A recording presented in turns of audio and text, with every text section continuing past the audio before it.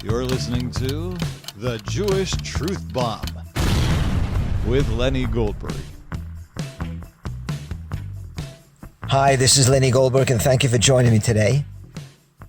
Beginning from last week, we've been reading from the book of Deuteronomy, the final book of the Chumash. And the book of Deuteronomy is just Moshe Rabbeinu giving a very long speech to the Jewish people before they enter the land of Israel. Moses is standing on the east bank of the Jordan, and in essence, the book of Deuteronomy are his parting words to the nation of Israel.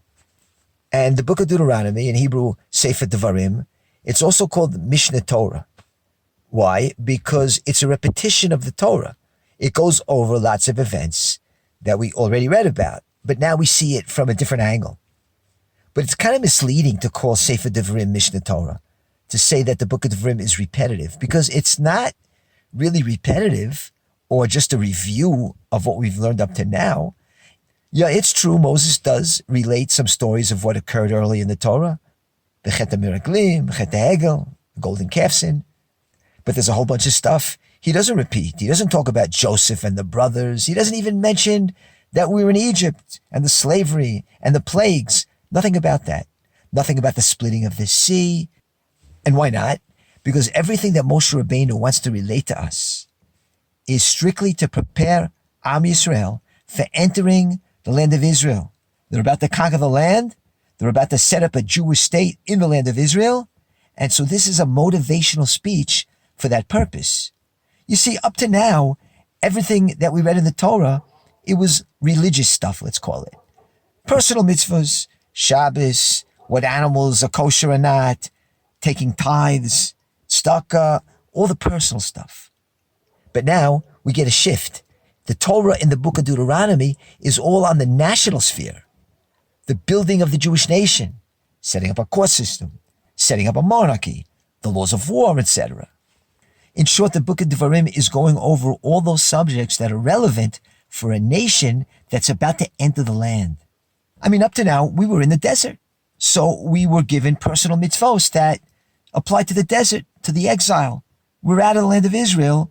And so while we were in the desert, there was no reason to go over all these national laws. But now, things are changing. We're getting out of the exile. We're going into the land of Israel. And we got to get ready. The Torah has to teach us now all those things that are relevant for a nation that's entering its land. You see, a nation has an army. A nation has a king. A nation has wars. All that stuff wasn't relevant in the desert, just like it's not relevant in Borough Park.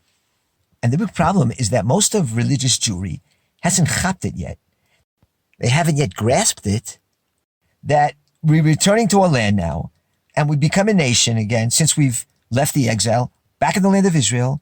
And so, yeah, this stuff becomes very relevant. Wars, fighting for the land. We're not just individuals now doing private mitzvot. And there's a particular Jew who talks about this all the time. He was one of the real Talmidim of Rav Kahana, a Talmid Mufhak, an outstanding student of Rabbi Kahana. And his name is Dr. Michael Ben-Ari. I don't know if you heard of him, but Michael Ben-Ari, he was actually the one who founded the Otzma Yehudit party. The Otzma Yehudit party in the Knesset, headed by Itamar Ben-Gvir today. Actually, that was Michael Ben-Ari's party, which kind of hijacked from him. Michael Ben-Ari was actually in the Knesset a couple years back, but he was banned from the Knesset. That shows he's a man of truth, right? If you're banned from the Knesset, you must be doing something right. And he was banned because he's not enough of a politician. He doesn't know how to play games. He said the truth. That's probably the greatest proof of all that he's a man of truth. The Knesset banned him, just like Rabbi Kahana was banned, because if one really wants to apply Judaism to the Jewish state, you're going to get banned because you're going against democracy, right? Because a lot of times what Judaism says to do doesn't jibe with Western democracy. In any case, Michael Ben-Ari, and you can look him up on Google maybe, but the thing is he's a strictly Hebrew speaker, and he's one of those Israelis that speak really fast. I remember when I made Aliyah to Israel, I went right to the Kach office, Rabbi Kahana's office, and Ben-Ari was there, and I never understood what he was saying. He spoke so fast, I hardly knew Hebrew. And I knew now that Ben-Ari's talking to me, I'm going to have to nod my head now for the next 5 minutes, making believe I understand what he's saying. But thank God, eventually, when I learned Hebrew better, I understood him. And now I try to listen to him as much as I can. He's also written some very important books on the subject of Islam. And he's not only banned by the Knesset, but he's being prosecuted and persecuted by the Israeli judiciary today. And he's basically standing alone as a single voice of truth in this desert. Anyway, Dr. Michael Ben Ari says that the key to any nation is Adamah, which means land, Milchama, which means war, and Nikama, which means vengeance. So you have three ma, Adamah, Milchama, Nikama. Interesting that all those words end in ma. He says that those three words, Adamah, Milchama, Nikama, land, war, and vengeance, that is what expresses nationhood. That is, when you're in your own country and you're a sovereign country and somebody comes to harm you, that person or that nation is going to pay. We're not in the exile where we have to negotiate or pay them off or beg in one way or another like it used to be when hostages were taken. We used to have to negotiate and try to bring the price down. But back in the days of the Talmud, there was no military option. So all that's left for you to do in the exile is to negotiate, try to get a good price. Yeah, that's what you do when you're in the exile and you have no other choice. But now that we're back in our land with an army, then we have to think in terms of adama, milchama, nikama. Just think of the difference of where we handle this hostage situation and what Israel did in the summer of 1976 in the Entebbe raid. Compare that to today. We didn't negotiate with them. We didn't think of making a deal with those terrorists. We raided Entebbe, saved the hostages, killed as many of the enemy as we can. That's what a normal country does.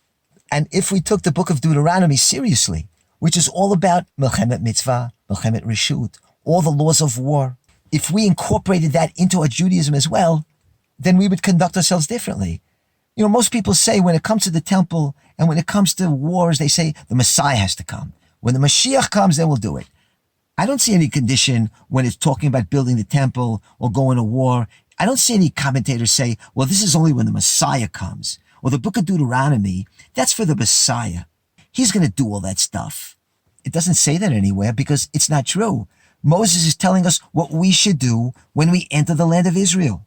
And that's what we did after Joshua conquered the land, and we had judges, and we had kings, and we acted like a normal people in our own land.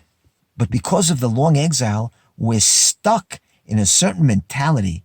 And it's very interesting. It says in the Talmud, the Rabbi Zera, a great Amora from the Talmud, it says that when he left Babylonia to make Aliyah to the land of Israel, it says that he fasted 300 fasts in order to forget the Torah of Babylon. You hear that? He wanted to forget the Torah of the Galut because there's a Torah of Bavel, Babylon, and there's the Torah of Eretz Israel. It's a different reality. The Torah of Bavel is a private, small, reduced Torah. And the Torah of Eretz Israel, that's where we go from a religion to a religionation. We're not a religion, we're a religionation who are commanded to live in the land of Israel and to set up a Torah society. In short, Adamah, Milchama, Nikama. And so this past week during Tisha B'Av, when Baruch Hashem, thousands of Jews ascended the Temple Mount, they ascended the Temple Mount, they prostrated themselves towards the Holy of Holies, they said Shema Yisrael, and there was so much confusion in the Jewish world. Is this allowed? Are Jews allowed to go up to the Temple Mount? People are thinking, what's going on here? I thought Jews aren't allowed up the Temple Mount. They're only allowed up to the Kotel. The Wailing Walls for us, the Temple Mount, that's, the Arabs are up there, right? The mosque, that's for the mosque. And so there's so much confusion regarding these kind of subjects because this is a subject for the book of Deuteronomy. It's national stuff. And most rabbis, they're still stuck in the desert. So for them, the Temple Mount, that's scary. A Jewish presence on the Temple Mount, praying on the Temple Mount. Oh my God. I mean, think about it. The sages say that if you're outside of the land of Israel, when you pray towards the land of Israel. And if you're in the land of Israel, then you pray towards Jerusalem. And if you're in Jerusalem, then you pray towards the Temple Mount. And if you're on the Temple Mount, then you pray towards Kodesh Kodeshim. You pray towards the Holy of Holies where the temple stood. So imagine how awesome that is to actually be on the Temple Mount and to pray there, the holiest place you can be. People always like to say and to write, have a meaningful Shabbat or have a meaningful and impactful Tisha B'Av. What could be more impactful and meaningful than on Tisha B'Av to go up to the Temple Mount? Could there be a more meaningful Tisha B'Av than that? So on this podcast, I don't want to get into all the halachic aspects of it. You can check out my Facebook page. I get into it a little bit. You can check out the Temple Institute, their website. You can tune into rabbis like Rabbi Chaim Richland, who are experts in the field. It used to be that if you just mention the Temple Mount, all the rabbis, they'll hide under the table. Today you mention it, and suddenly it's a subject for discussion. We're having that conversation. You know why? Because people push, people check for the truth. They realized, yeah, it's doable.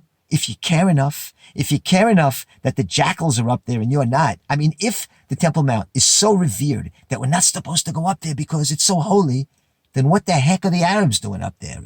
How about we take the jackals off the mount and then none of us will be up in the mount. We'll leave it empty.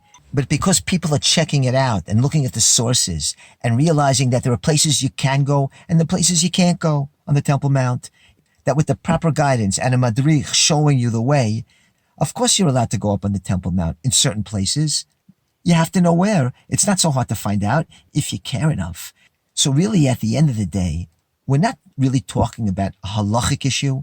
That is, whether or not you're allowed to go up to Har HaBayit, the Temple Mount, it's not really a matter of halacha, because all the rabbis agree that there are places you're allowed to go up. After all, Herod built an addition to the Temple Mount, which is huge, which has the same status as the rest of Jerusalem. And so one could just walk around on the addition of Herod if he wants to play it safe. But the point is, it's not a halachic issue of law. It's a matter of hashkafa. It's a matter of what your orientation is. If you have, let's call it an exilic orientation, not a nationalist orientation, then you take the approach, shev al taseh. I'm going to sit and not do a thing because I don't want to, God forbid, walk on a place I'm not supposed to walk on. But if you come from a, let's call it a Zionist orientation, a nationalist orientation, if you read the book of Deuteronomy and take it seriously, you're not looking for the prohibition, you're looking for the permission. You're going to seek a way how I can go up to the Temple Mount, how it is allowed, and you join the thousands of people and rabbis and scholars who have studied the issue. There are books upon books about it. And these are the kind of issues that you can't be a robot. You can't just say, oh, the rabbi says no, it's no. Wait a minute. On subjects like the Temple Mount, the Arabs, the land of Israel, vengeance, all that stuff is new. What do I mean new? There's no Masoret for it. There's no established tradition on what to do about the temple or what to do about fighting wars, because we haven't had that for the last 2,000 years. It's not like you're asking the rabbi if a particular chicken is kosher or not. These are questions that haven't come up in the last 2,000 years. And so you can have a Talmid Chacham, a huge Torah scholar, but he hasn't adapted to the new reality. They're still with the Torah of Minsk and Pinsk. And so when it comes to subjects like these, the Temple Mount, fighting for the land of Israel, what should we do with a hostile Arab population? Those aren't the kind of issues where you ask your Rav and whatever he says, you listen to. This isn't a subject where you go to the Chabad website or your closest neighborhood rabbi and ask him, and then that's it. No. These are the types of subjects where you have to investigate and study it. Study it from rabbis who learn the subject thoroughly. Not everybody has. You can read the book of Rabbi Shlomo Goren, the chief rabbi of Israel, who was the army rabbi in 1967 when we conquered the Temple Mount. And he wanted to start establishing a Jewish presence there, and he was abruptly shot down. You have to seek out the truth, because when it comes to these subjects, every rabbi is going to say something else. So you have to hear what he has to say, you weigh in on it, you ask again, you study it, and then you come to the truth. And you cling to those rabbis who you feel are rabbis of truth and not stuck in an exile mentality. Speaking of the three Maz, Adama, Milchama, Nikama, 2 weeks ago, Jonathan Pollard was interviewed on Israel News Talk Radio by our own Tamar Yona. And it was a great interview, I think, because Tamar really let Yonatan Pollard speak. He was able to cover a whole bunch of important issues. And I wanted to play for you a couple of snippets of what Jonathan Pollard said. For instance, what should be done in the Gaza Strip. What should have happened on October 8th, if we were offensive-minded, was that the Philadelphia corridor, that's the main artery, logistical artery of Hamas, that is should have been immediately seized. And the tunnel systems that are the arteries or the lungs, if you will, of Hamas should have been cut. The reason for the mistakes, I think, are twofold. One, there really wasn't a war plan that was ready to go on October 8th, because we lulled ourselves into a sense of misperception. We didn't have an appropriate war plan, and after that, the biggest problem after that, we succumbed to American pressure primarily to allow humanitarian aid to interfere with our military operations in Gaza. And what that meant was we were actually feeding and supplying our enemies. The same people that brought us October 7th were in charge October 8th and are still in charge now. There will be no peace in Gaza unless we basically get rid of the Gazans, because Hamas didn't just appear out of thin air. They were and are the product of the local Arabs who live in Gaza. So my first solution for victory in Gaza is to get rid of the locals. Now, I realize there are lots of problems associated with that, but in the meantime, concentrating everyone on a beachfront, corralling them there, would be a good start. And then you basically level Gaza completely, whether that's Rafah, Khan Yunis, Gaza City. No building should be left standing. Just wipe the whole place out. And this is what Jonathan Pollard said about the situation in Judea and Samaria and what should be done about it. As far as the territories are concerned, I am sorry, but there is no other solution except for transfer. You can doll this suggestion up any way you want. You can put as much lipstick on the pig as you want, but the inevitable solution that we have to come to grips with is this is a religious-based zero-sum war. This is not over territory. This is not over politics. This is not over nationalism. This is a war to the finish, a zero-sum exchange. Only one of us is going to live. Either we're going to live or the enemy is going to live.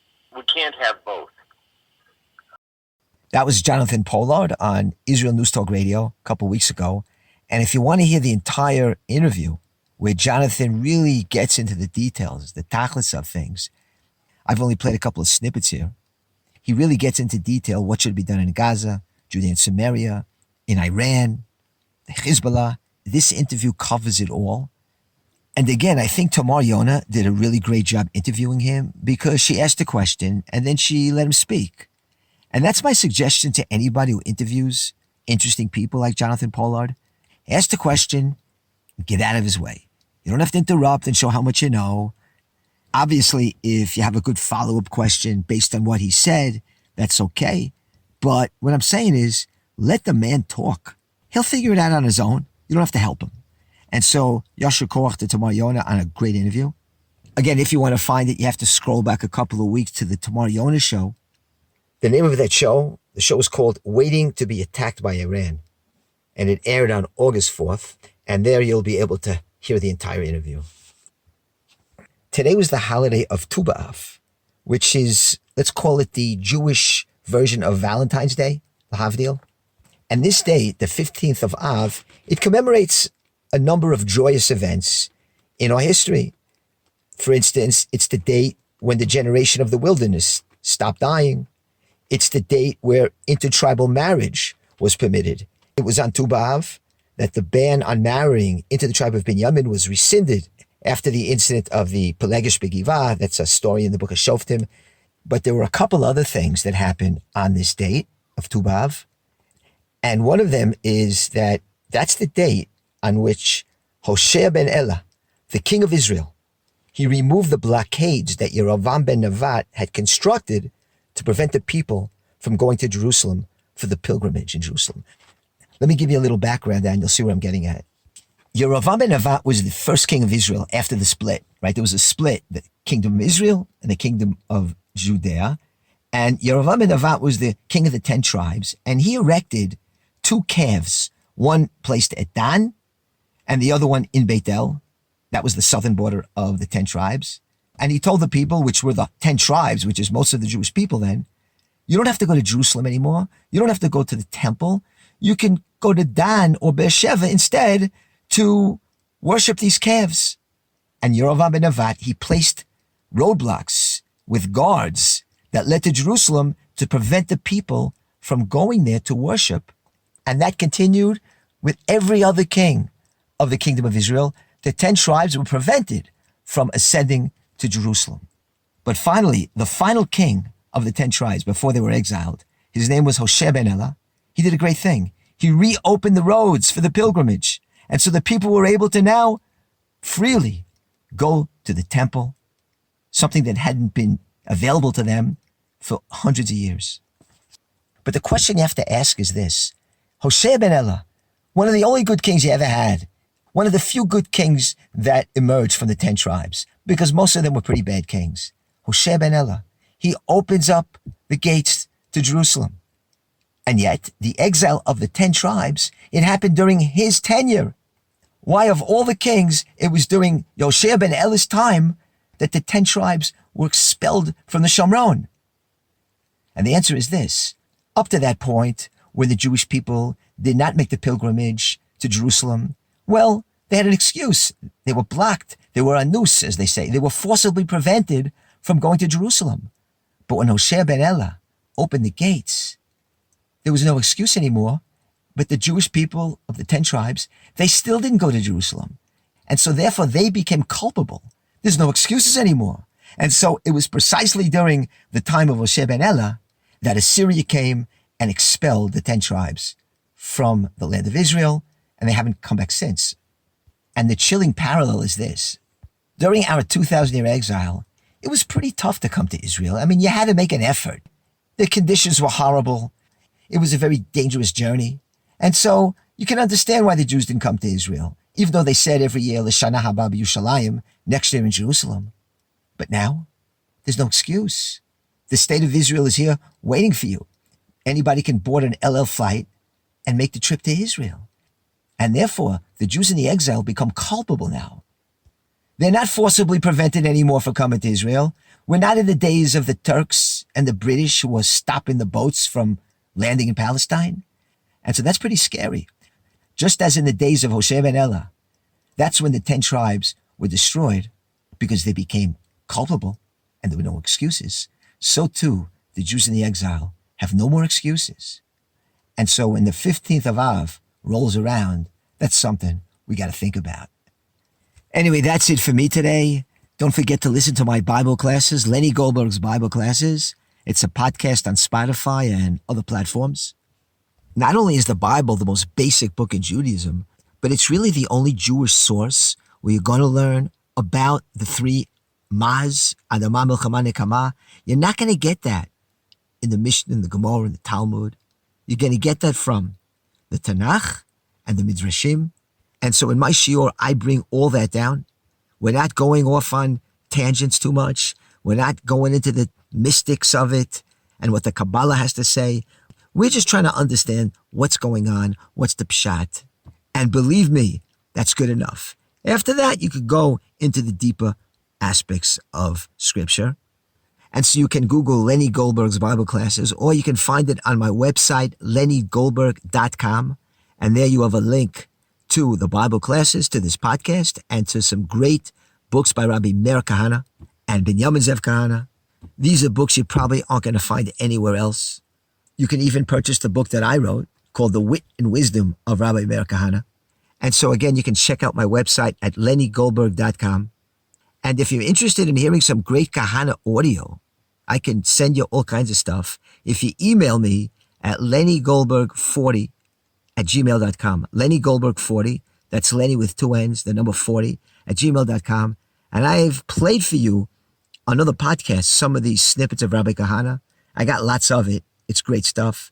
Write me an email and I'll send you what you might be looking for. It could be Rabbi Kahana on talk radio, answering questions from crazy people in the audience, or maybe debating Muhammad Mehdi. That's a good one. I got a great video of Rabbi Kahana on Crossfire with Tom Braden and Buchanan. If you're an old timer, you know who those guys are. And I'll send that to you free of charge. Just contact me. If you want to give a small donation to these projects that I'm doing here, you'll see a place to do that on my website and my Facebook page as well. And I'll be back next week, same time, same station.